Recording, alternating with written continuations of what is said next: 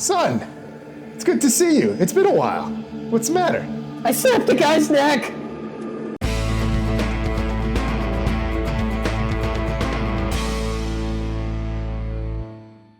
Welcome back to the Out of Touch podcast. I'm Chris, that's Bill, and today we're watching Man of Steel from 2013, directed by Zack Snyder.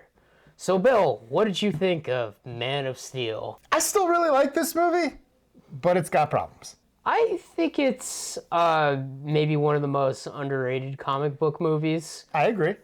I also think, though, it's like more of a science fiction movie than like a superhero movie, if that makes sense. You're probably not far off, because I remember when they were developing this, one of the ideas was the real world, but Superman showed up. Like, what would that be like? Because it was some of the same people, like David Goyer and Christopher Nolan. He helped develop the story, and they made the Dark Knight trilogy, which is a more grounded take on Batman. So you can't go super grounded with Superman because, he flies. Yeah. But this is as grounded as I think you could probably do Superman, unless you were doing like the 1938. He just kind of jumps a little bit, Superman. Yeah, I guess that's true.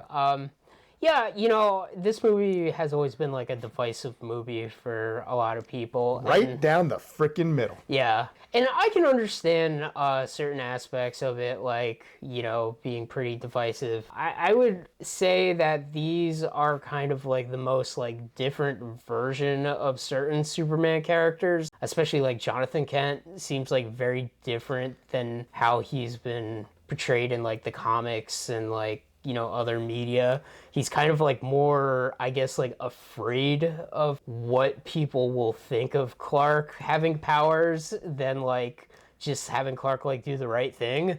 Yeah, he's more fearful and protective of his son. And there was that one line, it was in some of the trailers, and maybe it shouldn't have been because it turned people off like right from the get-go, where it's like, what was I supposed to do? Just let him die? Maybe, I don't know. Yeah. And in the moment, he can also feel like he kind of like regrets even saying that. But when you just see it in the trailer, it's like, what the hell did he just say? Yeah. So, that wasn't, they probably shouldn't have put that in the trailer. Probably not. But I don't know, I really like the movie still. It's really good. Spectacular action. Yeah. I would say kind of like the best like portrayal of Superman's powers in a lot of ways, like, just showing like how strong he is, like, the way he takes off when he's like flying and stuff, it just seems so powerful. Oh yeah, I like that. I like the first flight when he's doing his second attempt, the gravity's kind of changing around him, the stuff's swirling and he shoots off. Yeah. I also like kind of like the subtler moments too. There's the part where like Clark's getting beat up from the kids at his like school. Well, and then, beat up. well, he's just like taking it, and then like the one kid helps him up, and then like you see like the fence post he just like crushed with his hand. He needed to do something. And, like stuff like that, like it's got a great example of, and we've seen it a few times, Superman and Lois, and saw a great example here when he's pushing around that trucker guy who's being a dick, and the guy tries to shove him, and it's just thunk. Yeah. It's just like he pushed a wall. And honestly, I have a slight problem with that scene. Henry Cavill is like 2 times wider and a head taller than that man. I'm sorry. That man's backing down immediately. Yeah. I guess maybe you could say he was drunk. I don't know. But that guy is just a brazen short man. He should have at least been a bigger dude, or at least as big of a dude as him. Yeah, that is kind of weird, especially because it's Henry Cavill. Yeah. He's humongous. It'd be one thing if he was like the unassuming slunching over Clark Kent. Oh, geez, golly, geez, sir. And this guy was just being a dick. But nah, man, he's not doing any of that stuff right now. And he's the size of a house. Yeah, he's like gigantic. His like shirt is like kind of little like low cut. It's just like, dude, this guy can go. This guy What do you think is gonna happen? You were drunk in a bar, and this guy looks like he hits the gym at least 6 days a week. This man looks like he could pick you up and throw you, even if he didn't have superpowers. Looks like the type of man that like just literally puts his hand on top of your head and then just pushes you into the ground slowly. Admittedly, it's a nitpick, but it's like, Henry Cavill's huge. Yeah. He's the first time where like he had the physique of comic book Superman, where he was just this gigantic, broad man, like Christopher Reeve got in shape and he looked in good shape, but he wasn't built like a football player. He didn't come off as gigantic. And, credit to Christopher Reeve as an actor when he was in Clark Kent mode. Yeah, I feel like even if I was a foot taller than this guy, then I could take him. But not this guy. Yeah. Not this weird, like, jacked busboy Not at this bar. Not this mysterious drifter, man. Yeah, seriously. That was something I was thinking about when rewatching it. I was just like, I assume he became a drifter after his dad died, but they never show it. We start in the middle, and that's fine. You flash back, but we never see him like leave Smallville. Like we see the dad die, and then we just see him wandering about like years later. So did he just get depressed and just sort of pack up and leave? Like I would have liked to have seen that moment actually. It would have been an interesting thing. Like have a little conversation between him and Martha, and like she tries to, to persuade him to not leaving, and maybe she just turns and he's gone because he can do that. Yeah, it seems like though he left, like he didn't leave like out of nowhere though, because like he does come back to his mom, and his mom's all like happy to see him and stuff. Like, it doesn't seem like you just disappeared. It was like kind of like he like sort of was like, listen, dad died. I'm gonna just like go and like figure out what I should do by being like a weird drifter. I don't know. I guess because I compare this movie a lot to Batman Begins because of the people involved. Yeah. That I just keep thinking about how we see Bruce Wayne as drifter man wandering about, getting locked up in prison, whatever. But then we also flash back and we actually see him leave Gotham. We see that moment. We skip that with Clark. And it's like, it's kind of feel like we're missing a little piece of the story here. Yeah. But it's interesting, because like a lot of this movie is kind of like a first contact movie too. Yeah. Because, Clark is an alien and, Lois Lane is investigating like, hey, there's like some weird guy that's been like saving people in like inhuman ways. Guess like they found like some alien tech too, like Kryptonian tech and like the Arctic. They find a very old Kryptonian scout ship. Yeah. Because at one point in its history, we find out that Krypton, they had colonies, they went off across space, but then just abruptly stopped because they became super insular and just sort of closed-minded, and we're not having normal babies. We're having babies in a tube in a river. Genesis chamber. Yeah. Yeah, that's one interesting aspect of this too, is like the way Krypton is portrayed is like very like different, and like I guess one thing like Zod says is like Krypton has like a super harsh environment. Yeah. And that's why like the Kryptonians are the way they are, but normal on their planet, but strong on our planet, which that makes sense. I think that's sort of kind of how it's always been. It's a stronger gravity and stuff, but Krypton looks like a horrible place to live. Yeah, it's kind of weird too, because like it sort of seems like, I don't know, it's like technological, but like also kind of like weird and medieval because of like everybody's wearing armor and like Jor-El is riding a freaking dragon. Just like, what is this, like Eternia, I guess? Like, it is weird and crazy, but kind of cool. It's a very different take on Krypton. We don't have the magic space crystal. We got the alien jump drive. Yes. Just made of weird alien metal. Yeah, it's also like weird that like, like you said, like Krypton is dying because even though they had the technology to go like travel through space, they decided not to. And just mine their own core into oblivion. We don't know what caused them to do that. It seems like it was kind of an interesting mystery that they were setting up that will never be paid off, unfortunately. Well, no, they said that their energy reserves were depleted and they needed to do something, and they mined the core and destabilized their own planet because they're idiots. Yeah, but like the mystery of like, why did they stop going into space? I don't want to scream Brainiac, but you could say it was Brainiac in a movie that, if they actually made a real sequel to this movie, they could have been like Brainiac. Yeah. But we'll talk about that later. Okay. But, it's just interesting the way, like, Krypton is in this movie. Clark is the first natural birth on Krypton in, like, centuries. Which is crazy. Yeah, which is just, like... So, like, even though all these people are, like, genetically engineered, they still have the ability to, like, procreate naturally, but they just, like, don't. Tell me there's just like no accidents. Either that or just they're all like sexless weirdos that like take weird suppression pills or something. Or they just get fixed. Yeah, something. It's funny because I first saw Michael Shannon in Boardwalk Empire when I was seeing him in this, And Jor-El was explaining to Zod how him and Martha Why did you say that name? had a baby the old-fashioned way. I literally was just like, he's gonna say heresy, and he's like, Heresy. see, and I was like, I knew it. Yeah. I knew it. This guy always plays a zealot. That's right. He is like a weird religious weirdo in like Boardwalk Empire, isn't he? Yeah. I swear, I think I've only seen this guy play a weird zealot, man. Yeah. Michael Shannon as Zod is a pretty weird choice, but like it works really well. Also, you know, rewatching this movie, I forgot like, oh man, like Zod like sucks so much. He's a bastard. He really is. Like, Honestly, I think he might have the best performance in the movie. Yeah. Outside of like Russell Crowe as Jor-El. I think it's between the two of them.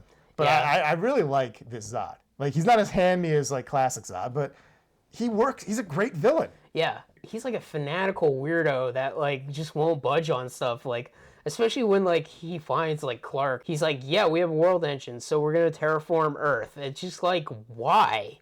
Like, you could go anywhere, but you're gonna do it here for some reason? Like, it makes no sense. He's a dick. I know. It's just like, he's just like an uncompromising like asshole, like in every way. He is. He's also like really smart though too. I guess like when it comes to like figuring shit out, like he kind of like starts to figure out like his powers pretty quickly compared to like Clark, because like, you know, he like takes off his helmet at one point on purpose to just be like, all right, like this sensory overload thing, I can't like experience this anymore. I got to figure this out. Yeah. And like kind of like slowly learns his powers and like immediately masters them pretty quick in the movie. And then he only takes like a few seconds to figure out how to fly. Yeah. But yeah, he is like 100% like a pretty good threat, especially since, you know, Krypton is essentially invading Earth in this movie. Yeah. Unlike original Zod from Superman 2, who only had 2 henchmen, he's got a bunch. He's got a bunch, yeah. Not only that, but like their spaceship, like they don't even like try to like hide themselves. Like they immediately like send that like creepy like The Ring message to everybody's like TV. Yeah. And everybody's like, oh shit, aliens are real. Oh my God. Especially since like the beginning of the movie, like Perry White's like, listen, Lois, you can't let people know aliens are real. People are gonna freak out, and you know, people are not ready for it. Oh, too late, Perry. Yeah. 5 minutes later, Yeah. Zod's all like, ring, ring, hello. Where's Superman? Give me Superman. Yeah. It's like, we're looking for Kal-El. It's funny too, because like there's quite a bit of like army guys in this movie too. Like the one guy that I guess is secretly Martian Manhunter. Yeah, apparently. It just raises so many questions. Yeah. It's just like, do something. Yeah. It's like, this was not the plan. No. And then the other army guy that I'm like, is that guy from Law and Order? I think that's that guy from Law and Order. Yeah. Yeah. And we also get Professor Hamilton, Oh yeah. played by that guy that got ripped in half by the T-Rexes in Lost World Jurassic Park. Oh yeah. It's pretty fun. I like when Superman's just like immediately like, I can see through the glass. You've got a half roll of wintergreen lifesavers in your pocket. And you're an alien. He is an alien. But then again, Superman wouldn't say that. Yeah. He'd be like, huh, he's an alien. Weird. I'll have to talk to him about that one day. Yeah. Or never. It's kind of weird. You think Superman would be like, you know, something's different about you. Just be like, oh, by the way, I'm not the only one from a dead world, am I? Yeah. Am I? Do something! Seriously. It's weird because, you know, Man of Steel, more or less, was just supposed to be like a standalone movie, not part of like a larger universe. No, this was meant to maybe kick off a Superman trilogy. Yeah. But like, you know. They got that Avengers jealousy that, and they were just like, what do we do for the next one? Batman? It's pretty insane because like Avengers did come out before this. Yes. But like, you know, this was like in production while Avengers came out. At one point, it was even going to come out that year, but it got pushed to the next summer. I think it Yeah. was going to be like a winter release, but then they moved it to like June, July, or whenever it came out.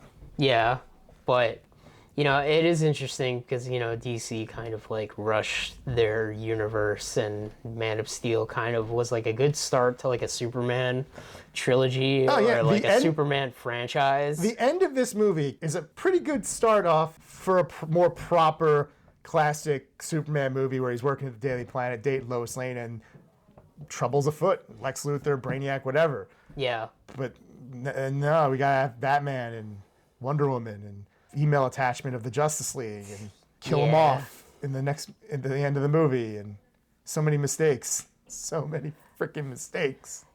Yeah, it's weird. Man of Steel just on its own, I think, is like one of the top 3 movies in that like DC. I don't know. Everybody called it DCEU for some reason, so I'll just refer to it as the DCEU. I feel like it's one of the best movies in that set of movies. I still really enjoy it. Like, Superman Returns was very boring, and this was a breath of fresh air just because finally getting to see Superman fighting guys with a modern budget was just fun to see. Yeah. I guess one thing that's like good about this movie is like, the threats in this movie are actually like on Superman's level.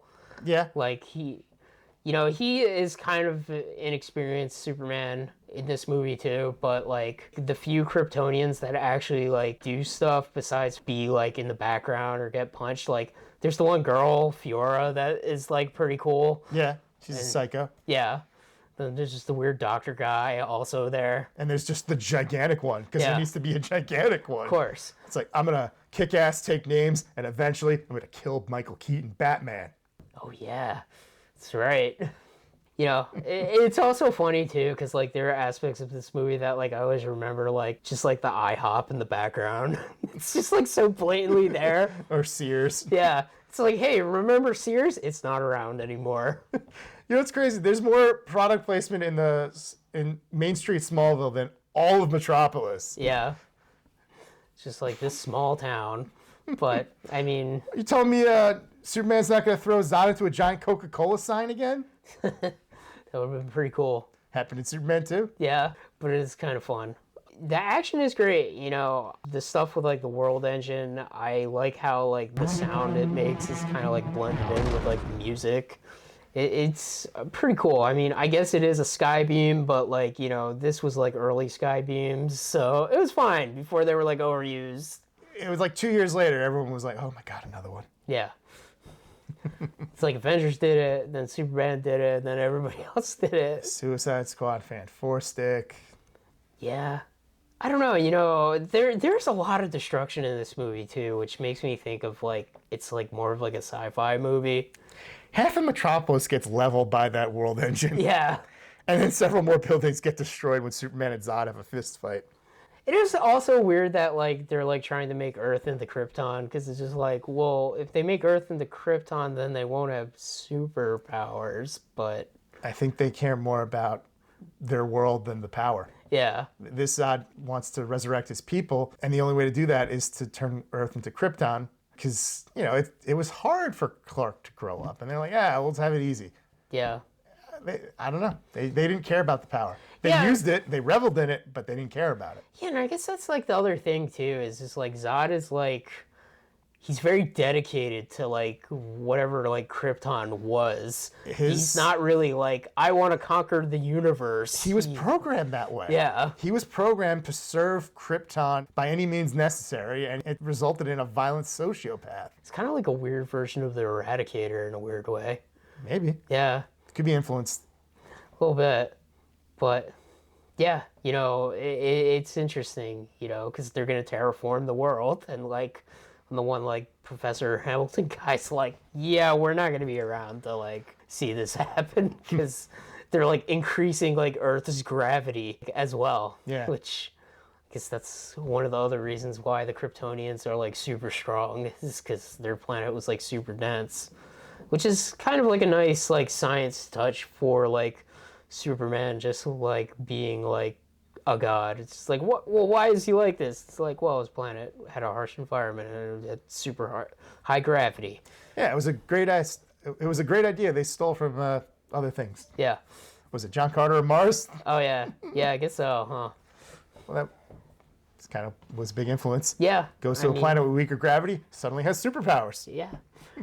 I mean, that would probably happen, until the osteoporosis sets in for being on a planet with less gravity. But for a while, you'd be able to do some pretty cool stuff.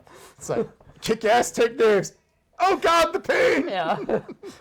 By the way, you can never go home now. No! Yeah. It's cool though. We get the big fight between Superman and Zod, which is like super impressive and cool. I know there's like a lot of city destruction that like I guess at the time people were like this is like too much. Like Superman wouldn't like destroy a city to fight one guy, and then I'm like, did you not see him fight like Darkseid and like Justice League Unlimited? I'd have to go back and rewatch some of the fight scenes from some of those cartoons. I wouldn't be surprised if there are a lot of the same level of destruction. It's just because it was a cartoon. Yeah. We're desensitized to it, but because it looks real, we're like, ah!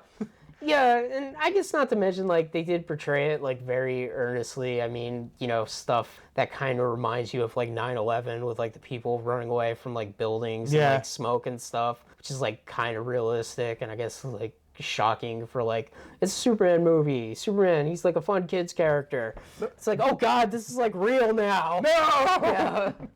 And, yeah, I understand. I get that. I completely get that. Doesn't mean I can't enjoy it. Yeah. I remember in Justice League Unlimited, Superman fought Captain Marvel, and they leveled an entire city. Granted, that city was unoccupied. Yeah. But with this movie, it's like another building destroyed. How many people died in that building? There was another building that Zod lasered in half, and I was like, oh, that building's empty. But then the next movie was like, nah, Batman's friend was in it. Yeah. No, there are people in there. At least one guy. Yeah. One stupid guy who didn't leave. I don't appreciate that this is like one of the only like Superman movies where like Superman really gets to like show off like his like powers and stuff and fight somebody on his level, and it's super cool. Like, just, you know, the Dragon Ball Z fan in me, it's just like two guys flying around punching each other. I'm here for this. Like, this is cool. I mean, he did fight guys back in the day that were on par with him, but you know, they were limited by what they could do. Now there's so much cool stuff they could do. So far, this is like one of the only movies that really got to showcase that. Yeah. You know, I think at the end of the movie too, like, Superman killing Zod, I think works just because Zod is such a psycho that what prison could honestly hold Zod? Like, all like the Phantom Zone. Yeah, but like they're all destroyed though. Well, that's sort of like the thing was like, well, if you write it differently, and I think apparently at one point they might have ended it with Superman chucking him into the Phantom Zone. Okay. But Zack Snyder and David Goyer wanted Superman to kill him. Okay. Nolan objected, and they convinced him to otherwise, and I don't know if he was like, fine, Superman should kill, or he was like, you know what, fine, it's your movie, it's not mine, I gotta go finish Batman. Yeah. I don't know. I mean, considering how divisive it was, then, you know, maybe they shouldn't have done it. Yeah, I agree, I guess. You know, I don't have as much of a problem with it just because, like, I see, like, from the movie perspective, like, how there's no, like, other choice. Yeah. Though, like, it's just, like, this guy really couldn't be held or anything. And, yeah, I guess if the movie was, like, different and there was, like, that option set up where it's just, like, we could throw him in a portal and then he'll never come back. Like, maybe Superman should have done that, but, like... If we get rid of his body, Lex Luthor can't use it to create Doomsday in another movie. Yeah. That's a whole other can of worms, and honestly, I kind of hate a lot of that stuff. Yeah, as enjoyable as this movie is, there's a lot of stuff that comes out of it that's not so good. Yeah. Like, this movie gets revisited in The Flash. Yeah. Just sort of like a cracked mirror version where Clark was killed as a baby, and there's Supergirl instead, and Zod's back, and they gotta punch him, but it doesn't work. He just keeps killing Kara because she's just not strong enough, and she's too stupid to knock his helmet off, I guess. Yeah, I guess so. I guess I forgot in that Flash movie, does that version of Kara have, like, the codex inside of her? Yes, okay. She's the one with the codex, because the baby, Kal-El, didn't have it when they killed him. Right. That version of Zod killed the baby. Jesus. What a weird movie. But, yeah, I don't know. You know, Man of Steel is a interesting movie. It's also, like, a interesting movie in thinking of, like, man, like, what if they actually made a real sequel to this movie and not, like, Batman v Superman? Seriously. Because, like, that's, like, the biggest, like, travesty where it's just kind of, like, this was, like, a very, like, interesting take on Superman. I don't know. I hate to say, like, realistic, but, like, kind of, I guess, in a weird way. That was the goal. They were trying to make what if Superman showed up in the real world? That was the idea. Yeah. It wasn't intended to have Batman and Wonder Woman and magic and mayhem. Yeah. It was just meant to be real world, then Superman shows up. That was the idea. So sometimes I wonder in my mind if they could like just do what they did with like the Halloween movies and just be like, yeah, you know what, we're just gonna make like a sequel to like Man of Steel and like none of that other shit matters. Like, I feel like we were this close. yeah. When Henry Cavill came back. Yeah. For 5 minutes, for like what, a month? Yeah. Before James Gunn took over, it was like, no, we're scrapping all this crap. We're starting over. Yeah, because it's like Man of Steel was pretty good, you know. I liked it. It would have been interesting to see like where it actually went from instead of them trying to chase that like Avengers dragon at the time, which they never honestly caught. You know? Not at all. Like it. They had a couple of hits and a lot of misses. Yeah, it just like brought down like all the DC stuff for them like trying to like chase this Avengers dragon that like, you know, it's like. At the end of the day, Marvel was the underdog. It took like a bunch of C-list superheroes at the time. I don't care what anybody says. Iron Man was a C-lister back then. He was. Yeah. Anyone who says otherwise is a liar. They were able to do this cinematic universe thing because literally nobody gave a shit about it. Like, they're like, yeah, Iron Man? Who's he? It's like Thor? You mean like Greek mythology? Norse mythology? North mythology. Yeah. Norse. Yeah. Yeah. You think you're Thor, ultimate god of thunder? You ain't Greek. Captain America? Yeah. The guy that wears a flag? What's that about? Yeah. The most well-known hero in that like original Avengers lineup was the Hulk. And he was coming off a very boring movie. Yeah. So, you know, like they kind of had like, you know, the things lined up for them in a way that, you know, didn't really line up for DC. They had, you know, they had a very successful Batman franchise that like just ended, and then they're like, yeah, we're gonna like put Batman now in like this Superman movie, and But Batman just ended. Shut up. and they're like, Ben Affleck is playing Batman, and you know that could have been pretty good, but Performance-wise, he was pretty good. yeah, but you know, it Yeah, just never really like got to be better than what it was, though. It kind of, you know, became like a joke immediately after Batman v Superman, because it's like, why'd you say that name, Martha? It's just like that alone, just like was just like, oh, this is not going in a good direction. Nope. So You know, it's funny. My oldest brother loved Man of Steel. He loved the Dark Knight trilogy. And I was like, yo, it's some of the same people. They're making Superman. He saw Man of Steel. He loved it. And it's like, there going to be another one? Yeah, they're making a sequel. Sweet, cool. It's like, when's the sequel come out? It comes out soon. Also, it's got Batman in it. Batman? Like, Christian Bale's back? No, it's a new Batman. And he's going to fight Superman. I'm out. And he never watched it. Never saw it. Never cared about any DC thing. yeah, I mean, He can't. I don't know. he was right. Like, He was out. He as soon as they put Batman in, he was out. yeah. He wanted Man of Steel too. Yeah, a lot of people I think wanted Man of Steel too, and I'm that guy who's screaming on a hill desperately to see a cool version of Superman fight Brainiac, yeah, because I haven't gotten it, and it's driving me crazy because it's like Superman's like second or third most important villain, yeah, and it's like, I don't know, what if Batman and Two-Face never were in a movie together? yeah, Or something like that. But there's been versions of Two-Face in shows that didn't have Batman in them that were pretty good. And you're like, wait, but why isn't he in a Batman movie? What are we doing?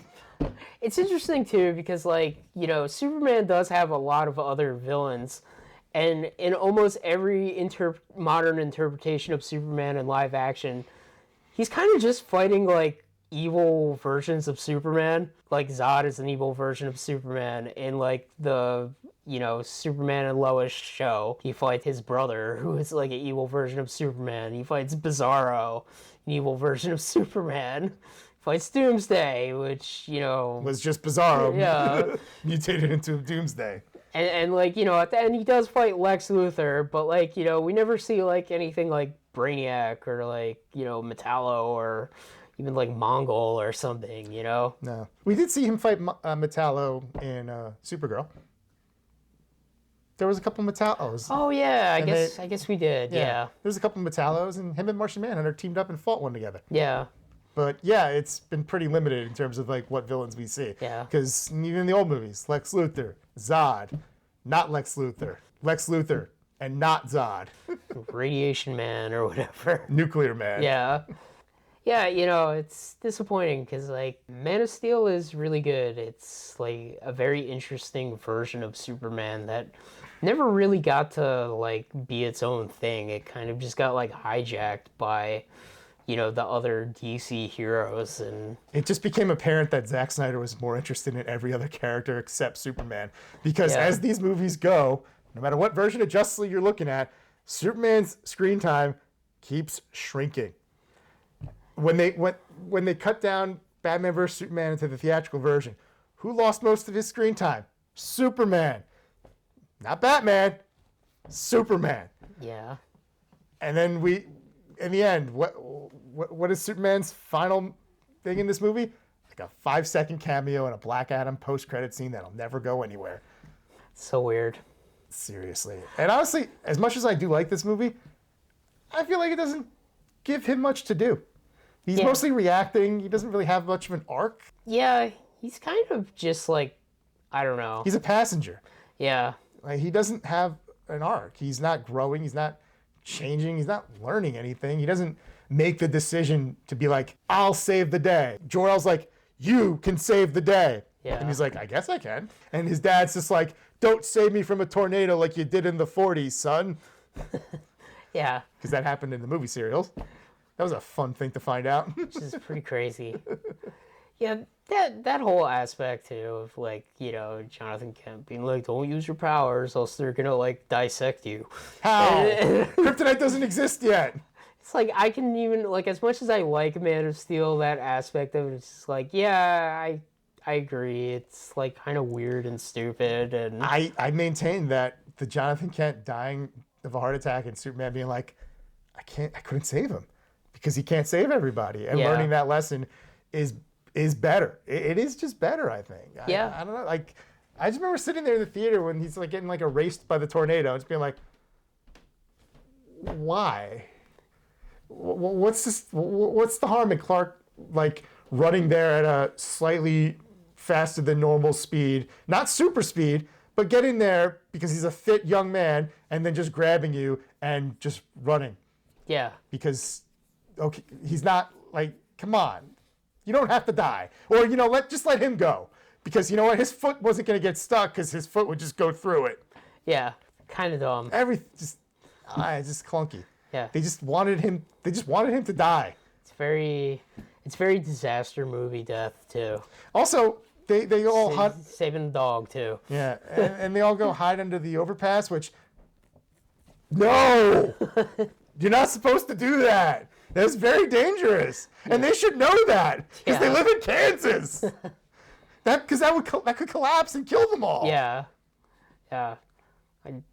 I don't know too much about tornado safety except for like I know you're not supposed to like go towards stuff that's like high up. No, you go in like it gets attracted to like stuff that's like higher or something. Yeah, you gotta like go in a basement or a storm shelter. Yeah, the lower to the ground you are, the safer you are, or something. Something like that. Yeah. But you don't go under the overpass because it could collapse and kill you. Yeah. That's just very dangerous, and all those people would know better because they live in frickin' Kansas. It's true. Yeah. It's a Twister, Annie, damn it. It's Twister. But yeah, Man of Steel, it's a very divisive movie, but I still think it's a good movie. It's an underrated movie. If you want to see more of this Krypton, check out that 2-season show Krypton, because it's not a prequel to Man of Steel. It started out in development as one, but it's still David Goyer, and the version of Krypton is very similar. Okay. It kind of goes off in its own weird direction involving like time travel shenanigans, but you get Brainiac, you get Zod, you get Doomsday, and all these cool Superman villains not fighting Superman. Of course. But, it's that horrible, crappy version of Krypton. Yeah. It's very similar. A little more flourishes of the the Christopher Reeve Krypton, but Okay. very similar to this Krypton. It's interesting. And I think Lobo's in that show too. In season 2. Yeah. Lobo.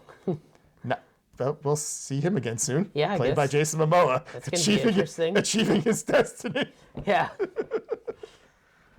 Shit. I don't know. You know, we have a new Superman movie now coming out. We'll see what happens. Keep you my know? fingers crossed. I want it to be good because I want a good Superman thing again. Yeah. I had Superman and Lois for 4 seasons and I enjoyed that. And you know what? I want more good Superman stuff. Damn it. Yeah. I'm greedy. But I guess with that being said, that's Out of Touch podcast for this week. Go watch Man of Steel. It's pretty good. You'll be disappointed at the end when you remember that the next movie is Batman versus Superman. But hey, you don't have to watch it. Yeah. Unless you like it. You might like it. There's some good stuff in it. It's not great though. Why did you say that name?